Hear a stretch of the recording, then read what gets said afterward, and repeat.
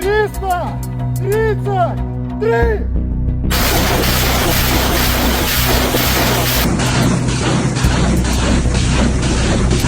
Neste episódio, vamos explorar o poder de fogo e estratégico da artilharia no teatro de guerra ucraniano, desde sua função essencial de suporte à infantaria até o uso avançado de tecnologias que a tornam uma ferramenta letal e precisa no campo de batalha moderno.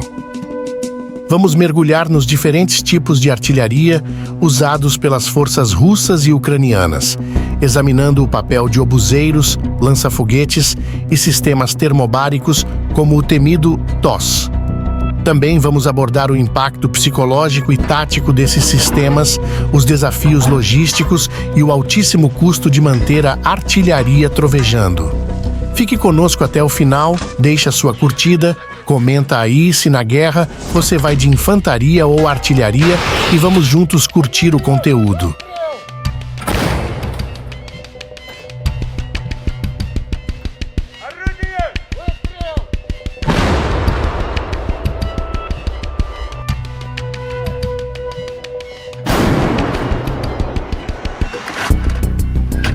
A artilharia é o ramo das Forças Armadas especializada em operar armas de grande calibre, como canhões, obuseiros, morteiros e lançadores de foguetes.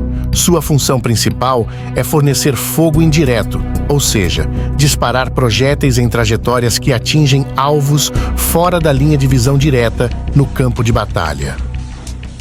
No teatro da guerra, a ligação entre a artilharia e a infantaria é essencial e simbiótica. A artilharia age como o punho de ferro que abre caminho com fogo para a infantaria, destruindo fortificações, neutralizando posições defensivas e enfraquecendo as linhas inimigas antes que as tropas avancem.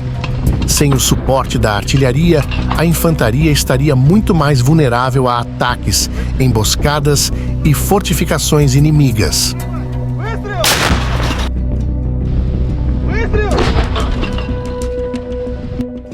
Durante a batalha, essa simbiose entre infantaria e artilharia funciona em etapas bem coordenadas.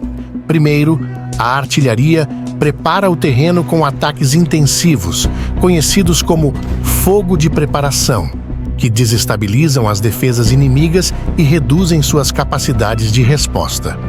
Assim que a artilharia finaliza sua parte, a infantaria entra em ação, avançando sobre um território onde as ameaças foram teoricamente enfraquecidas.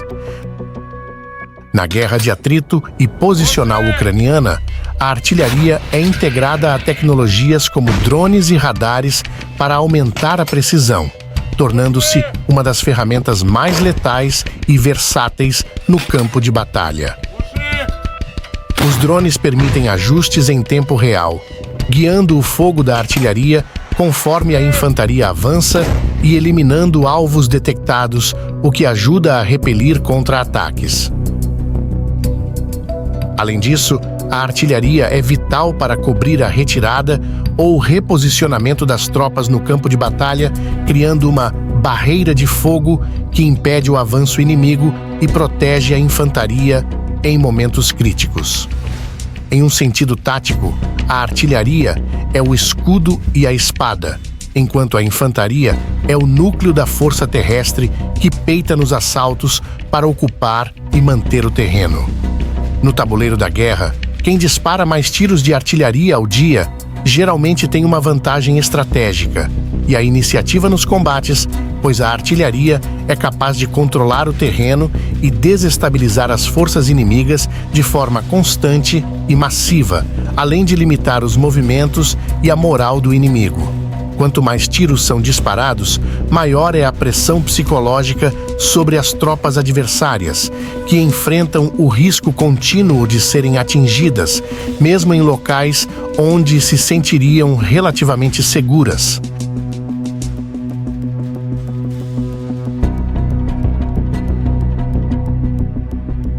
Em conflitos prolongados, como o da Ucrânia, o lado que mantém maior intensidade de fogo consegue eliminar gradualmente as defesas, abrir caminho para avanços e impor o ritmo das operações. Esse volume de tiros cria zonas de exclusão que impedem o inimigo de se reorganizar ou lançar contra-ataques. Além disso, manter um fluxo constante de artilharia demonstra uma cadeia logística e de suprimento sólida, o que é vital para sustentar operações de longa duração. Dito isso, é importante entender que a artilharia se divide em diferentes tipos, cada um com funções e características específicas. E nesse episódio, vamos falar um pouco sobre a artilharia de campanha, a artilharia de foguetes e morteiros. A artilharia de campanha inclui obuseiros e canhões, projetados para disparar projéteis de alto calibre a longas distâncias, geralmente entre 10 e 40 quilômetros. Obuseiros têm trajetórias mais curvadas, ideais para atingir alvos atrás de obstáculos. A exemplo, podemos incluir o M777, amplamente utilizado pelas forças ucranianas, e o 2 Sierra 19 Mista-S, usado pela Rússia. Постріл! Зарядити! Outra forma de artilharia de campanha é a artilharia autopropulsada, com sistemas montados em veículos blindados que combinam mobilidade com poder de fogo, permitindo reposicionamento rápido no terreno e essencial para evitar fogo de contrabateria do inimigo.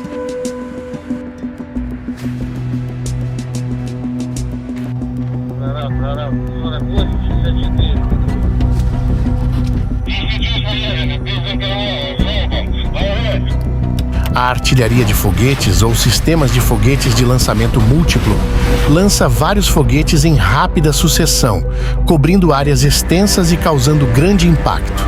Sistemas como o Bravo Mike 21 Grad, o HIMARS e o Smerch se destacam pela capacidade de saturação, ideal para desestabilizar grandes formações de tropas ou estruturas.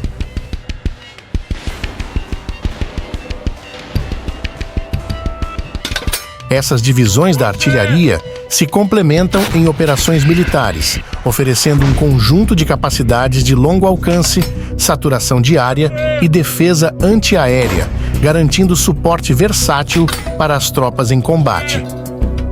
A Rússia, que possui uma vantagem em número de peças e projéteis, aplica uma doutrina de saturação de área, com bombardeios intensivos que cobrem amplas regiões para desestabilizar e desgastar as defesas ucranianas.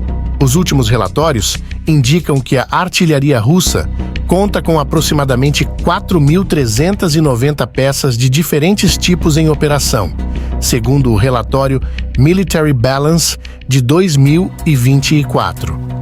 Além dessas, estima-se que a Rússia tenha centenas de sistemas de artilharia armazenados em reserva, incluindo canhões e lançadores de foguetes, muitos dos quais vêm sendo reativados e enviados à linha de frente gradativamente.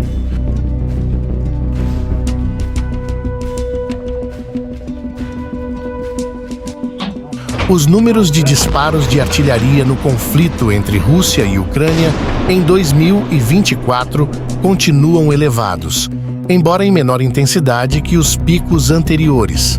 Atualmente, a Rússia dispara entre 10 mil e 20 mil projéteis por dia, um volume menor do que os 60 mil disparos diários estimados em 2022. A capacidade russa de manter essa frequência de disparos é sustentada pela produção interna e apoio de aliados como a Coreia do Norte e Irã. Em contraste, a Ucrânia, apesar do apoio ocidental, enfrenta um déficit crescente e consegue disparar entre 4 mil e 6 mil projéteis por dia. A proporção de tiros entre os dois exércitos favorece a Rússia, com uma média de 5 a 7 disparos russos para cada disparo ucraniano, o que teoricamente ajudaria a justificar os avanços posicionais russos em Donetsk e Luhansk ao final de outubro de 2024. Esse desequilíbrio reflete tanto a superioridade dos estoques russos quanto as limitações industriais do Ocidente para atender à crescente demanda ucraniana, impactando a estratégia de combate no terreno. Segundo os últimos relatórios de 2024, a Ucrânia possui entre 350 e 500 peças de artilharia, um número muito inferior a mais de 4.000 sistemas ativos da Rússia.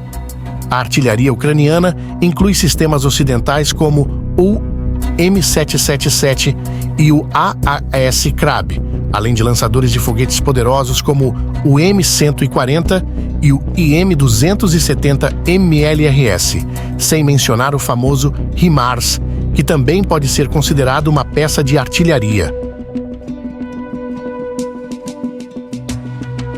Já a artilharia russa emprega uma ampla gama de equipamentos, desde obuseiros e sistemas de foguetes de lançamento múltiplo, MLRS, até mísseis balísticos táticos. Entre os obuseiros autopropulsados e rebocados, destaca-se o 2 Sierra 19 Mista-S, um obus autopropulsado de 152 mm, amplamente utilizado, com alcance de até 24 km com munição padrão e mais de 30 km com munições especiais. A versão rebocada, o 2 Alpha 65 Mista-B, é ideal no uso defensivo do terreno, permitindo precisão em alvos de longa distância.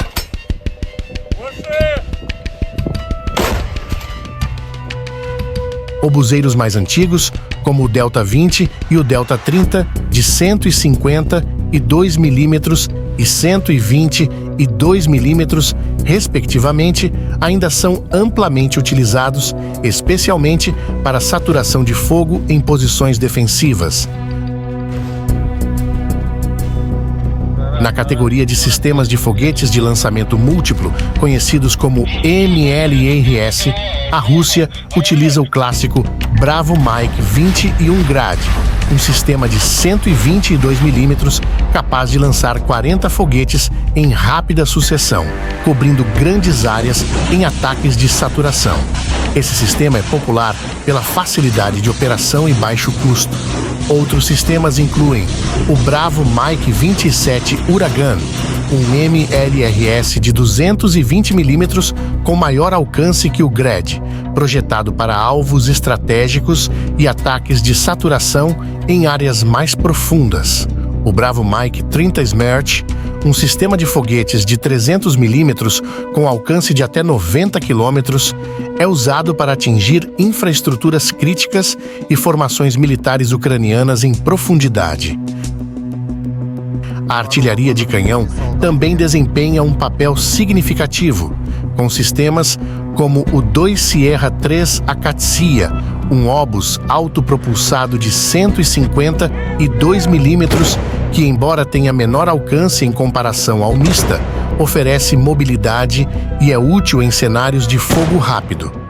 Sistemas pesados como o 2 Sierra 7 Pion e o 2 Sierra 4 Tiupan, de 203 mm e 240 mm, respectivamente, são usados para destruir fortificações e infraestrutura altamente protegida, com projéteis de alto poder destrutivo.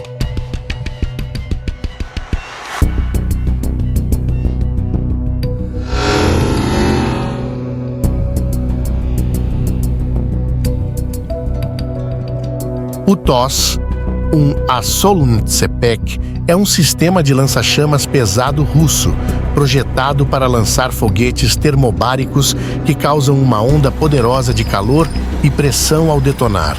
Montado sobre o chassi do tanque T-72, ele possui até 24 lançadores de foguetes de 300 mm. O TOS é especialmente eficaz contra tropas em áreas abertas, abrigos, trincheiras e estruturas fortificadas. Apesar de estar em uma categoria especial, o TOS, um Assoluntsepek, é considerado parte da artilharia, diferenciando-se por ser um sistema de lança-foguetes termobáricos de curto alcance.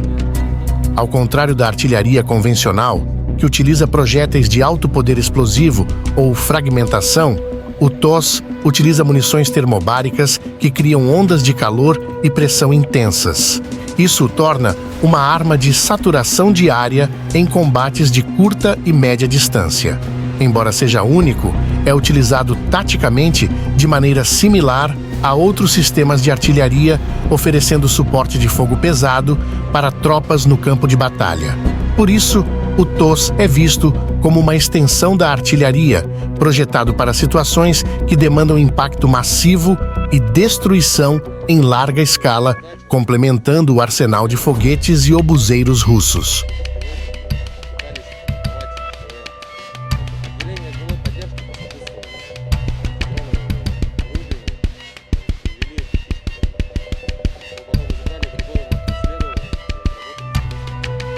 Esse foi mais um boletim de guerra, e na oportunidade, queremos mandar um salve especial para cada um de vocês que estão todos os dias fortalecendo nossa audiência.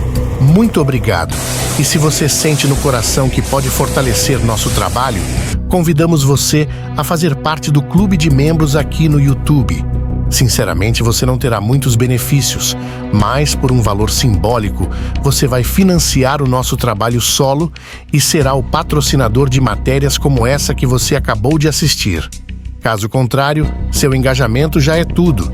Então deixa aquele like gostoso, comenta e compartilha nossos vídeos, pois com a sua força, vamos crescer e nos tornar um canal gigante no futuro. Vida longa a todos os aliados do Boletim de Guerra.